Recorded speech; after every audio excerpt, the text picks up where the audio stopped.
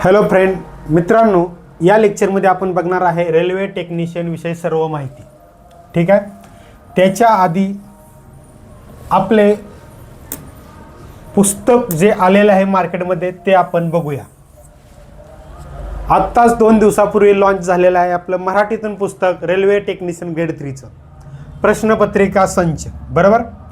कारण प्रश्नपत्रिका संचला किती महत्त्व आहे हे तुम्हाला पण माहीत आहे मित्रांनो. बरोबर.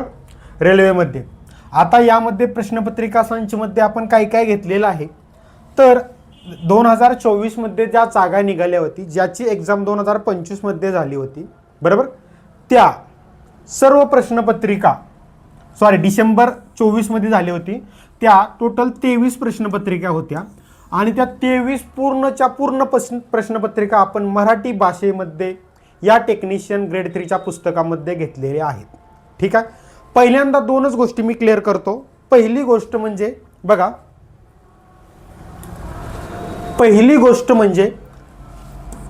ITI झाला असणाऱ्या मुलांनीच ही व्हिडिओ बघा. स्पष्ट सांगतो, नाहीतर कट होऊन जावा. का तर टेक्निशियन ग्रेड 3च्या पूर्ण जागा ह्या ITI वर असतात. ठीक आहे मित्रांनो, याची मी परत माहिती तुम्हाला सांगेल. ठीक आहे. पूर्णपणे जागा ह्या ITI वर असतात. ठीक आहे. बघा आता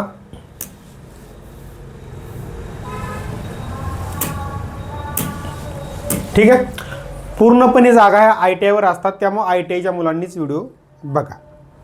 ज्यांचं ITI झालेलं आहे त्यांच्यासाठी रेल्वेमध्ये याच्यापेक्षा बेस्ट पोस्ट नाही. बेस्ट म्हणजे कसं, आता तुम्हाला प्रश्न पडला असेल की सर मग ग्रुप डी नाही का, ALP नाही का. माझी व्हिडिओ ही एकदम परफेक्ट असते, पूर्ण माहिती घेऊन असते आणि मी स्वतः रेल्वेत असल्यामुळे प्रॉपर माहिती देत असतो मित्रांनो. ठीक आहे. त्यामुळे व्हिडिओ कधी लेट येते, कधी मी व्हिडिओ बनवत नाही एखादी मला डाऊटफुल असेल तर, पण जेव्हा क्लिअर मला माहीत असतं तेव्हाच बनवतो. ठीक आहे. ALP group D. ठीक आहे. आता तुमचं काय होतं मी तुम्हाला सांगतो. तुम्ही काय करता, 10वी प्लस ITI करता किंवा 12वी प्लस ITI करता. ठीक आहे. इथपर्यंत तुम्हाला काय डाऊट. बरोबर. आता तुम्ही म्हणसाल की सर मग ग्रुप डी आम्ही 10वी वर असते देऊ शकतो. बरोबर. 10वी वर असते आम्ही देऊ शकता, पण तुमच्यासारखे 1 कोटी जण देऊ शकतात. बरोबर आहे ना. त्यामुळे त्याचा मेरिट किती लागणार, काय होणार हे तुम्हाला सांगायची गरज नाही. कारण तुम्ही ITI झालेली मुलं असता. मी कोणाला निगेटिव्ह करत नाही, मी प्रॅक्टिकली बोलतो. एखाद्याला जर निगेटिव्ह वाटत असेल तर त्याला मी आत्ताच सांगतो की निघून जाऊ शकतो तो व्हिडिओ नाही बघता. का माहीत आहे का, म्हणणार सर ITI वाली पोरं कमी आहेत का. विषय कमीचा नाही आहे, पण जेव्हा तुम्ही कॉम्पिटिशनमध्ये एखाद्या उतरत असताना मित्रांनो, तेव्हा तुम्हाला प्रॅक्टिकली गोष्टी माहीत असणं खूप गरजेचं असतं. प्रॅक्टिकली म्हणजे काय तर बघा, ग्रुप डी मध्ये 10वी तुमची झालेली असती, तुम्ही फॉर्म भरू शकता. बरोबर. पण ही जी फॉर्म भरणारी मुलं असतात ते 12वी, बरोबर, ग्रॅज्युएशन, बरोबर, diploma, BE, BA, BCom, BSc, MBA, PhD ची मुलं फॉर्म भरतात. बरोबर. आणि याचा सिलेबस गणित, बुद्धिमत्ता, विज्ञान आणि GK असतो आणि बरीच मुलं तेवढं करत असतात. बरोबर. त्यामुळे इथे तुमचे लागण्याचे चान्सेस खूप कमी असतात. हे मी तुम्हाला सांगतोय. परत म्हणताल सर त्यांच्यापेक्षा मुलांपेक्षा आम्ही कमी आहे का, पण जिथं तुम्हाला फक्त तुमचीच मुलं कॉम्पिटिशनला असतील, बाहेरची मोठी एज्युकेशन झालेली किंवा बाकी अभ्यास करणारी मुलं नसतील, तिथे जर तुम्ही अभ्यास सुरू केला तर तुमचं सिलेक्शन होण्याचे चान्सेस जास्त असतात. बरोबर मित्रांनो. म्हणूनच ही टेक्निशियन ग्रेड 3 ही वॅकन्सी पूर्णपणे ITI वर आहे. मग तुम्ही म्हणसाल सर 10वी नंतर ITI केला तर चालतोय की 12वी नंतर. 10वी नंतर केला तरी चालतोय, 12वी नंतर केला असेल तरी काय प्रॉब्लेम नाही. इथपर्यंत कन्सेप्ट क्लिअर झाली. आता तुम्हाला प्रश्न पडला सर ALPचं काय सांगितलं नाही. आता ALPला ITIचे 15 ट्रेड चालतात. किती? 15. त्या 15 ट्रेड व्यतिरिक्त कुणीही ALPला ITI वरती फॉर्म भरू शकत नाही. आता ते 15 ट्रेड कोणते आहेत याची व्हिडिओ मी ग्रुपवर वगैरे टाकत असतो. आपले WhatsApp ग्रुप आहेत मित्रांनो, जवळपास आपले 60+ व्हॉट्सअप ग्रुप आहेत. आणि तुम्ही म्हणसाल स्पेशल रेल्वेचे आहेत मित्रांनो, बरं का, स्पेशल रेल्वेचे आहेत की ज्यामध्ये आपण रेल्वेविषयी मराठीतून सर्व एक्झामची माहिती, क्वेश्चन पेपर, परत सिलेबस वगैरे ह्या गोष्टी देत असतो किंवा आपल्या ॲपमधून घ्या म्हणून सांगत असतो मित्रांनो. ठीक आहे. तुम्ही जर नवीन व्हिडिओ बघत असाल तर नक्कीच या व्हॉट्सअप नंबरवर मेसेज करा मित्रांनो. कोणत्या? 85 50 53 52 62. तुम्हाला व्हॉट्सअप ग्रुपमध्ये ॲड केलं जाईल आणि तुम्हाला तिथे आपली मराठीतून रेल्वेविषयी पूर्ण अपडेट भेटत जाईल. कारण आपण प्रॉपर मराठीतून रेल्वेसाठी अपडेट देत असतो, सर्व माहिती देत असतो. आपल्या बॅचेस पण आहेत रेल्वेच्या प्रत्येक एक्झामच्या मराठीतून. ठीक आहे मित्रांनो.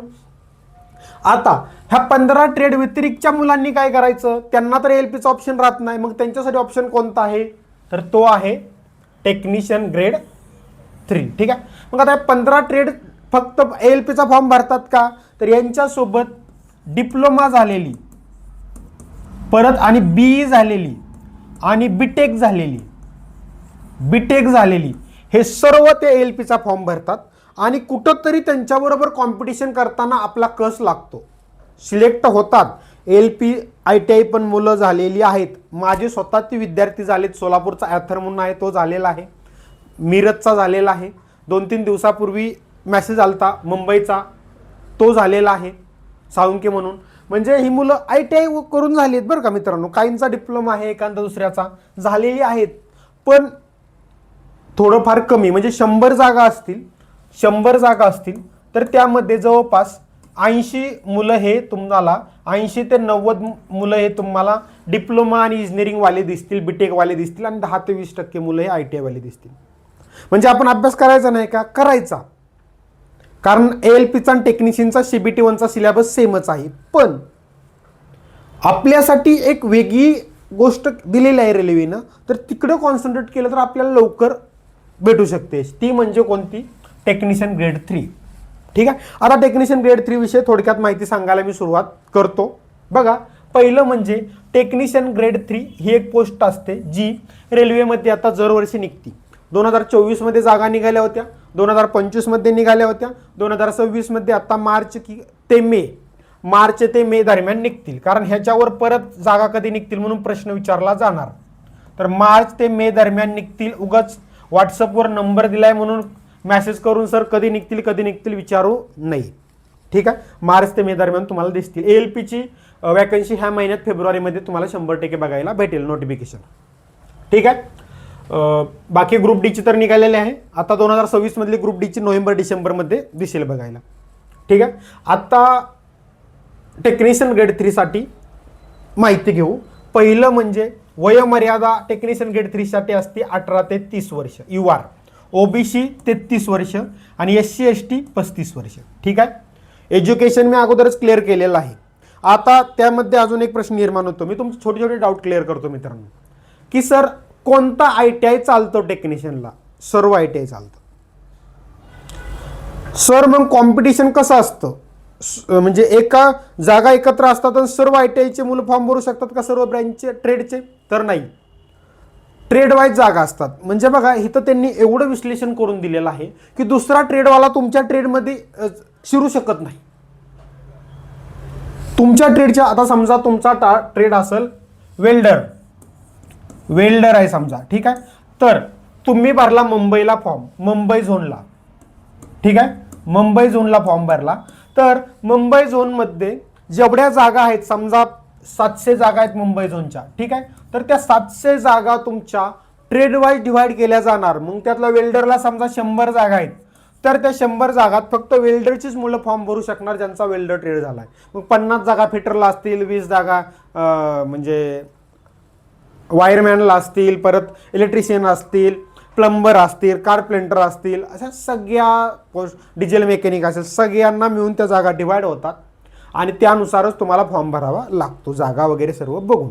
असं टेक्निशियनचं ट्रेड वाईज डिवाइड असतं, पण सगळ्या ITI वरती जागा. ठीक आहे. आता हे झालं शैक्षणिक पात्रता.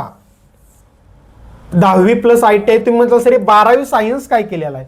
फक्त एक पोस्ट अशी असते मित्रांनो की ज्यामध्ये 12वी सायन्स असतं.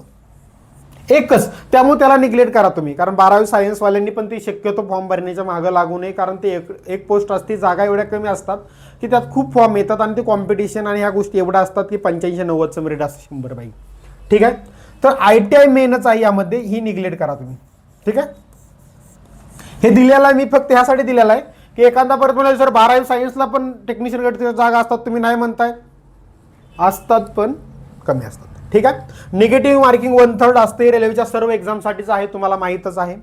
ठीक आहे, आता मेन तुमचं आहे म्हणजे ते एक्झाम पॅटर्न. एक मिनिट, इथं राहिलेलं आहे बहुतेक आपलं, इथं राहिलेलं आहे आपलं अजून खाली. ठीक आहे, ठीक आहे, निगेटिव्ह मार्किंग झाली, 3 प्रश्न चुकल्यास 1 मार्क मायनस होतो. आता एक्झाम पॅटर्न, याच्या 2 स्टेप असतात, एक कम्प्युटर बेस्ड टेस्ट CBT आणि दुसरी मेडिकल डॉक्युमेंट. आता मेडिकल डॉक्युमेंट हे नॉर्मली असतं, ते काय त्याला आपण अभ्यास करायची गरज लागत नाही, त्यामुळे त्याला आपण 2 स्टेज म्हणणार नाही, एक स्टेज म्हटलं तरी चालेल. कुठली? CBT. CBT म्हणजे काय? CBTचा अर्थ कम्प्युटर बेस्ड टेस्ट, म्हणजे कम्प्युटरवर टेस्ट होती, 100 प्रश्न असतात, 100 मार्क असतात आणि ते 1.5 तास वेळ असतो, तेवढ्यात ते सोडवायचे असतात. MCQ टाईप असतात, 4 ऑप्शन असतात त्याला. ठीक आहे, नेक्स्ट बघा,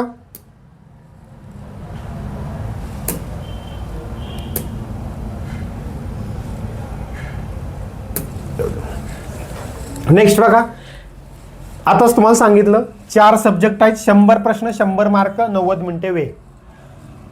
गणित, बुद्धिमत्ता, सामान्य विज्ञान, GK. गणित 25 प्रश्न 25 मार्क, बुद्धिमत्ता 25 प्रश्न 25 मार्क, विज्ञान 40 प्रश्न 40 मार्क, GK 10 प्रश्न 10 मार्क. टोटल 90 प्रश्न 100 प्रश्न 100 मार्क, वेळ 90 मिनिटे, म्हणजे काय? 1.5 तास. 1.5 तास. बरोबर मित्रांनो, याचा पॉझिटिव्ह पॉईंट एक आहे की एकच एक्झाम असती, तेवढी पास झालं की मेडिकल डॉक्युमेंट सिलेक्ट, म्हणजे ते एक्झामचा रिझल्ट लागला, त्यात पास झालं की मेडिकल डॉक्युमेंट क्लिअर झालं, त्यानंतर दुसरं मेरिट लागत नाही, एकदा एक्झाम झाली त्याचं मेरिट लागलं की. हा खूप पॉझिटिव्ह पॉईंट आहे की एक एक्झाममध्ये डायरेक्ट सिलेक्शन. निगेटिव्ह पॉईंट विचारला तर निगेटिव्ह पॉईंट हे की एकच एक्झाम असल्यामुळे मेरिट जास्त लागतं, पण ते ट्रेड वाईज तुमच्या ट्रेडवर डिपेंड आहे. तुमचा ट्रेड जर पॉप्युलर असेल तर खूप जण त्याला ॲडमिशन घेतात आणि त्याचं मेरिट 75-80 जातं, आणि तुमचा ट्रेड जर असं कोण ॲडमिशन घेणार नसणार काय असेल तर त्याचं मेरिट 40-45 पण लागतं. किती? 40-45 मार्कावर सिलेक्शन झालं आहे. एक आपला स्टुडंट आहे, त्याचं सिलेक्शन 36 मार्कावर झालं आहे, 100 पैकी 36, आणि एकाला 72 मार्क होती, त्याचं मेरिट लागलं 75, त्याच्या ट्रेडचं, त्याचं सिलेक्शन झालं नाही 72 मार्क पाडून. एक्झाम पेपर सेम असतोच, आणि ज्याला 36 मार्क पडली त्याचं सिलेक्शन झालं. असं का होतं? तर त्यात आपलं नशीब, आपण कोणत्या झोनला भरतोय, आपला ट्रेड कोणता आहे, आणि त्याच्यावर जागा किती आहेत त्याच्यावर सर्व डिपेंड आहे. ठीक आहे, यामध्ये त्यामुळे 36 मार्कवाल्याचं सिलेक्शन झालं आहे मागच्या वॅकन्सीमध्ये, त्याचा आपण सत्कार पण केलेला आहे, आपल्या इंस्टाग्रामवर पण टाकलेला आहे त्याला. ठीक आहे, आणि 72 वाल्याचं काम झालेलं नाही. ठीक आहे मित्रांनो, त्यामुळे ज्यांना ITI करायचं असेल ना, त्यांनी एकदा या नंबरवर मेसेज करा, कोणता ITI करू, किंवा असा ITI करा की एकदा यूट्यूबवर सर्च करा की कोणत्या ITIचं टेक्निशियनचं मेरिट कमी लागले कोणत्या ट्रेडचं, आणि तो ट्रेडला ॲडमिशन घ्या 10वीतनं जर करणार असेल तर, आणि तो ITI करून घ्या. आणि टेक्निशियनसाठी 1 वर्षाचाच ITI बघा. जर तुम्हाला रेल्वेचा अभ्यास करायचा आहे तर 1 वर्षाचाच ITI करा, 2 वर्षाचा ITI करून पण तीच एक्झाम देणार आहे, 1 वर्षाचा ITI करून पण तीच एक्झाम घेणार आहे, मग कशाला टाइमपास? 1 वर्ष इकडे ITI करा, इकडे अभ्यास सुरू ठेवा. ठीक आहे मित्रांनो, बघा, आणि परत मेडिकल डॉक्युमेंट होणार आणि त्यानंतर फायनल सिलेक्शन तुमचं होणार. पेमेंट 19,000 बेसिक असते, 900 19,900, 30 ते 35,000पर्यंत तुमची सॅलरी जाते इन हँड म्हणतो मी. ठीक आहे, आता महत्त्वाचं म्हणजे हा जो टॉपिक आहे 40 मार्कचा सामान्य विज्ञान, त्याच्यासाठी एक आपलं पुस्तक आहे टेक्निशियन ALP ग्रुप D, सर्वांसाठी महत्त्वाचं पुस्तक आहे मित्रांनो. सामान्य विज्ञान प्रश्नपत्रिका संच स्पष्टीकरणासहित आहेत, आणि यामध्ये पाठीमागे पडलेले सर्व प्रश्न स्पष्टीकरणासहित घेण्याचा प्रयत्न केलेला आहे आपण. ठीक आहे, त्यामुळे हे प्रश्न, याच्यातला प्रश्न तुम्हाला रिपीट झालेले दिसतील, प्रश्न कसे पडतात ते कळेल, कोणते कोणते टॉपिक आहेत, चॅप्टर वाईज आहे, असं एकत्र नाही. पहिला चॅप्टर झाला की त्या चॅप्टरवरचे एक्झामला पडलेले प्रश्न, मग दुसऱ्या चॅप्टरवरचे असे, आणि त्याचं स्पष्टीकरण, अशा टाईपमध्ये हे पुस्तक आहे. तर टेक्निशियनचा तुम्ही ALP, टेक्निशियन किंवा ग्रुप D, ठीक आहे, या तिन्हीपैकी कोणत्या एक्झामचा अभ्यास करत असाल तर पहिल्यांदा हे पुस्तक घेऊन टाका, सामान्य विज्ञान. मराठीतून पुस्तक आहे आणि दुसरं पुस्तक आता जे आपल्याला आलेलं आहे ते टेक्निशियन ग्रेड 3. हे तर पुस्तक तुम्ही आता एक्झाम जी देणार असेल 15-20 दिवसात आहे त्या एक्झामसाठी आणि मार्चमध्ये जे जागा सुटणार आहेत त्याच्यासाठी पण अत्यंत उपयोगी पुस्तक आहे मित्रांनो. का उपयोगी आहे? मराठीतून एकही पुस्तक टेक्निशियन ग्रेडसाठी अवेलेबल नाही किंवा कोणताही प्रश्नसंच अवेलेबल नाही. जे पण प्रश्नपत्रिका काढतात किंवा माहिती पुस्तक काढतात ते सर्व ग्रुप डी नाहीतर NTPC. आणि हे का होतं मित्रांनो? तर प्रॅक्टिकली सांगायचं झालं तर याची मुलं जास्त असतात, त्यांची पुस्तक जास्त खपतात आणि हे त्याच्या मागचं रिझन असतं. पण आपलं एकच ध्येय आहे की मराठीमध्ये प्रत्येक एक्झामचं, रेल्वेच्या प्रत्येक एक्झामचं, ALP असो, टेक्निशियन असो, ग्रुप डी असो, NTPC सगळ्यांचं मटेरियल उपलब्ध करून द्यायचं आणि ते पण प्रॉपर एकदम इम्पॉर्टंट एक्झामला विचारलं जाईल अशाच प्रकारचं. म्हणून टेक्निशियन ग्रेड 3ला तुम्ही बघा मार्केटमध्ये मराठीतून जावा दुकानात, सर म्हणायचं मला टेक्निशियन ग्रेड 3चं पुस्तक द्या. एकही पुस्तक तुम्हाला दिसणार नाही. का दिसणार नाही? ITची मुलं आहेत, मॉप कमी आहे, फायदा होत नाही, काढत नाही. आपली पुस्तक आतापर्यंत 4 आलेत मित्रांनो, 4 आलेत. ALP प्रश्नसंच आलाय. ALPचा मॉप कमी आहे, ग्रुप डी NTPC सारखा नाही, मी विचार तो केलेला नाही. CBT2चं ALPचं काढलंय, तो विचार केला नाही. विज्ञानचं काढलंय, ALP टेक्निशियनसाठी इम्पॉर्टंट असतं म्हणून ग्रुप डीला पण ते यूज होतंय, बरोबर. त्यामुळं पण असं ग्रुप डीचा प्रश्नसंच NTPCचा आत्ता मी काढणार इथून पुढं, कारण हे पुस्तक आता झाली. पण काढलेत का नाही? कारण मला ते विकण्यापेक्षा पुस्तक, मला मुलांपासून ज्याची मागणी आहे, सर ह्या एक्झामचं काहीच मटेरियल नाही, कारण टेक्निशियनचं काहीच मटेरियल नाही. मुलांचं मेसेज येतात मला की सर टेक्निशियनचं काहीच मटेरियल नाही, सर ALPचं काहीच मटेरियल नाही मराठीचं. म्हणून मी त्याला पहिल्यांदा हात घातला आणि हे पुस्तक महाराष्ट्रातील सर्व बुक डेपोमध्ये जिल्ह्याचे उपलब्ध आहे. आता तुम्हाला जर कोणत्या बुक डेपोला तुमच्या जिल्ह्यात उपलब्ध आहे पाहिजे असेल तर ते पण मेसेज करा, ते तुम्हाला सांगितलं जाईल. कोणत्या या व्हॉट्सअप नंबरवर मेसेज करा, व्हॉट्सअपवर मेसेज करा. कॉल करण्याचं कोणी हे करू नका, कारण कॉल रिसिव्ह होत नाही कधी कधी. ठीक आहे, उपलब्ध आहे. आणि दुसरी गोष्ट, तुम्ही जर तालुक्यात किंवा गावात राहत असेल की जिथं जिल्ह्याला जाऊ शकत नाही, तर ऑनलाईन ही तुम्ही ऑर्डर करू शकता. या व्हॉट्सअप नंबरवर मेसेज करा.